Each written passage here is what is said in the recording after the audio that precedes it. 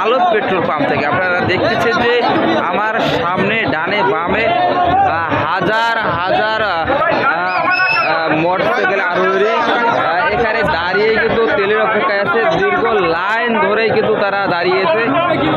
দর্শক, কিছুক্ষণ পূর্বেই কিন্তু এখানকার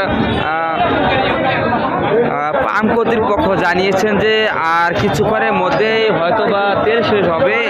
তেল শেষ হলে এখানকার সাধারণ মানুষ যাতে ক্ষিপ্ত না হয়, পরবর্তী বা আগামীকাল যদি তেল আসে তখন সংগ্রহ করার জন্য অনুরোধ করছে। এর মধ্যেই কিন্তু তেল দেওয়া হচ্ছে, এখনও শেষ হয় আর কতক্ষণ চলবে সে বিষয়ে জানতে চাইলে জানান যে আর হয়তো বা সীমিত সময় চলতে পারে। দর্শক, এখানে দেখতেছেন যে ভিড় আর ভিড় সামলাতে কিন্তু পাম্প কর্তৃপক্ষ, পুলিশ বাহিনী, আনসার বাহিনী এবং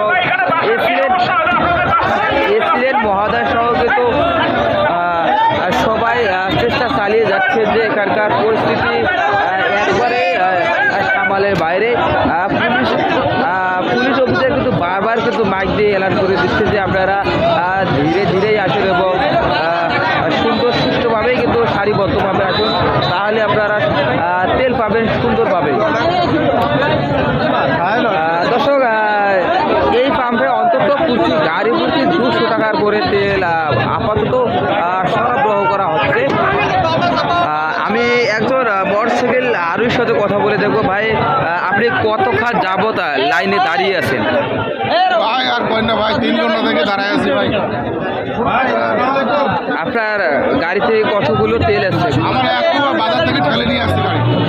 আর দর্শক, শুনলে যে একজন ভুক্তভোগীর কথা যে মাত্র 3 থেকে 4 ঘন্টা পর্যন্ত কিন্তু তারা লাইনে দাঁড়িয়ে এখনো তেল পায়নি। বাজার থেকে গাড়ি ঠেলে হেসড়ে নিয়ে এসে পাম্প পর্যন্ত। আমি দেখেছি যে অনেকের হাতেই কিন্তু বোতল জার্কিন নিয়ে এসেছে তেল সংগ্রহ করার জন্যে। আবার অনেকের হাতে দেখেছি মোটর সাইকেলের ট্যাঙ্কি খুলে নিয়ে এসেছে। আবার কয়েকজন ভুক্তভোগী জানিয়েছেন যে জামাই এসেছে শ্বশুর বাসায় আত্ম খেতে, তিনি 70 থেকে দিল্লি রওনা হয়েছে, কিন্তু বর্তমানে তার কারে কিন্তু তেল ছিল না। এখন কারে তেল না থাকার কারণেই কিন্তু সে বাসাও ফিরতে পারতেছে না। আর শ্বশুর তেল নিতে এসেলেও কিন্তু তাকে জার্কিনেই তেল সরবরাহ করা হয়নি।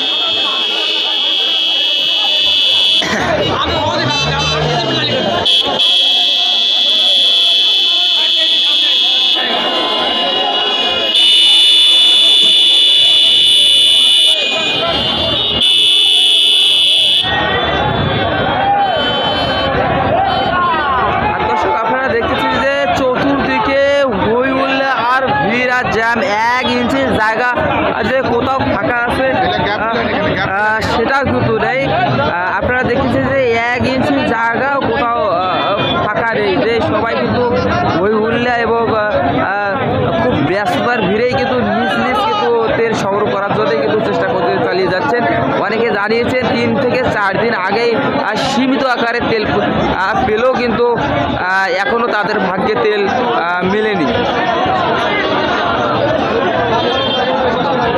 দর্শক, আমি সরাসরি যুক্ত হয়েছি নীলফামারীর ডিবলা উপজেলার আলো পেট্রোল পাম্প থেকে। আপনারা দেখতেছেন যে এখানে শত শত হাজার হাজার মোটরসাইকেল আরোহী, আর তারা সোশ্যাল সন্ধ্যার পর থেকেই কিন্তু এখানে তেল দেওয়ার কার্যক্রম শুরু হয়েছে।